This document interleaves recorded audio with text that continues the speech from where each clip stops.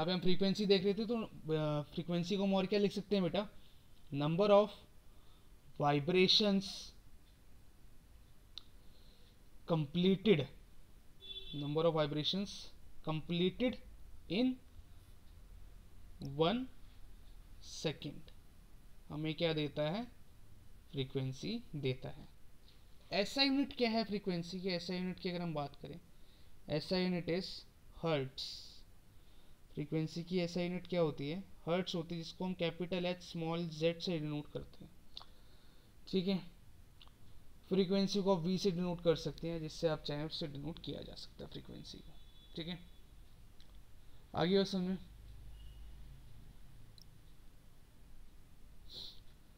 हम बात करेंगे अगला करेक्टरिस्टिक जो है हमारा साउंड का, वो क्या है, साउंड वेव का। सपोज ये वेव ट्रैवल हो रही है, अब हमें पता है ये एयर में ट्रैवल हो रही है वेव। कहाँ ट्रैवल हो रही है, एयर में ट्रैवल हो रही है ये वेव। हमने सपोज करा कि ये वेव कहाँ ट्रैवल हो रही है, एयर में।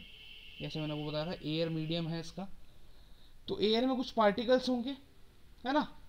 एयर में क्या होंगे, एयर के अपने पार्टिकल्स होंगे, क्योंकि मटेरियल मीडियम है एयर में प्रेजेंट ना।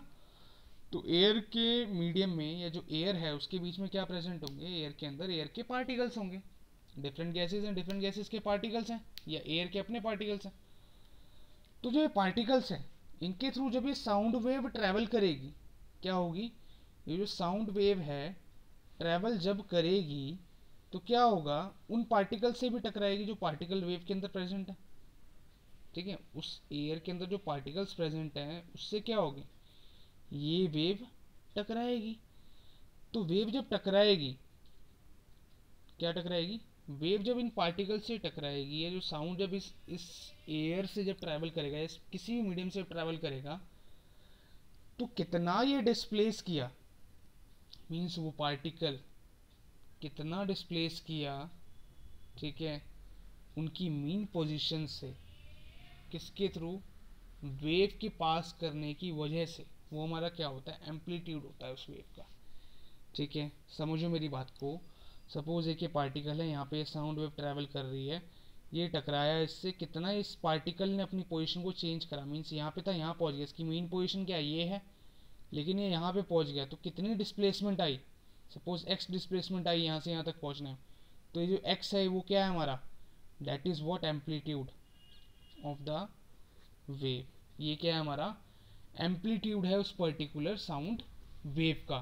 तो हम क्या कह सकते हैं, what amplitude is the maximum displacement. ठीक है, एम्पलीट्यूड क्या है, the maximum displacement of particles of medium from their original कह सकते हो, या मीन पोजीशन कह सकते हो, original mean position on passing a wave through the medium, उस मीडियम के थ्रू वेव पास करने से, इज कॉल्ड, उसको हम क्या बोलेंगे, इज कॉल्ड एम्पलीट्यूड। उसको हम क्या बोलेंगे, एम्पलीट्यूड ऑफ दैट, या ऑफ द वेव। उस वेव का क्या हो जाएगा, ये एम्पलीट्यूड हो जाएगा, है ना। वो क्या हो जाएगा, उस वेव का एम्पलीट्यूड हो जाएगा पर्टिकुलरली। अब इतना हमें पता लग गया क्या चीज़ है। अब हम अगले कैरेक्टरिस्टिक की बात करें, तो वो क्या हमारा, speed of wave, speed of sound wave. तो स्पीड क्या है साउंड वेव की, वो देख लेते हैं यहाँ पे। सिंपल स्पीड क्या होता है, डिस्टेंस ट्रेवल्ड, है ना, डिस्टेंस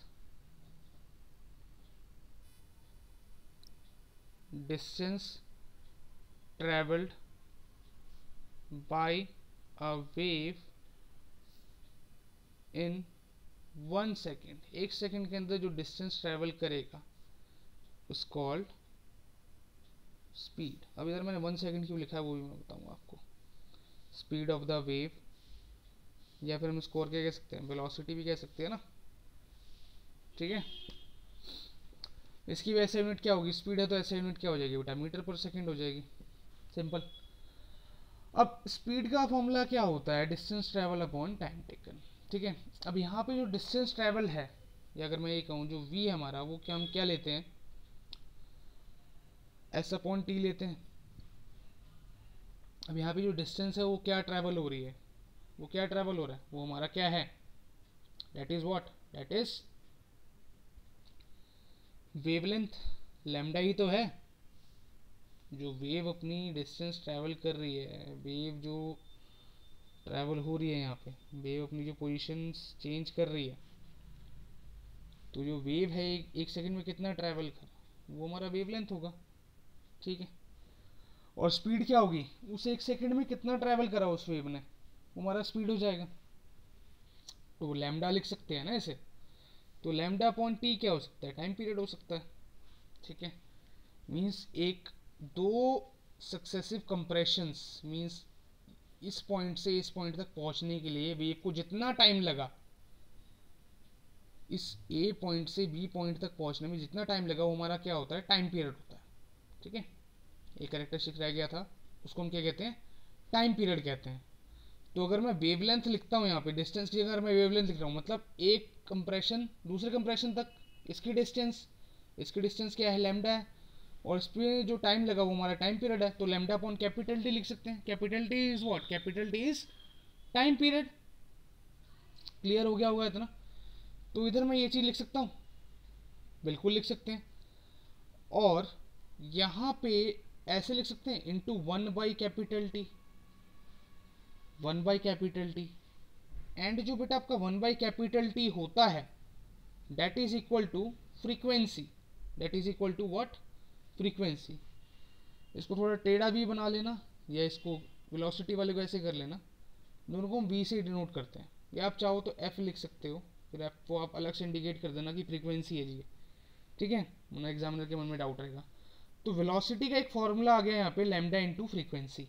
क्या आ गया, लैम्डा इंटू फ्रीक्वेंसी, मतलब वेवलेंथ, ये क्या है हमारा, वेवलेंथ है, और ये क्या है बेटा, this is what, this is frequency,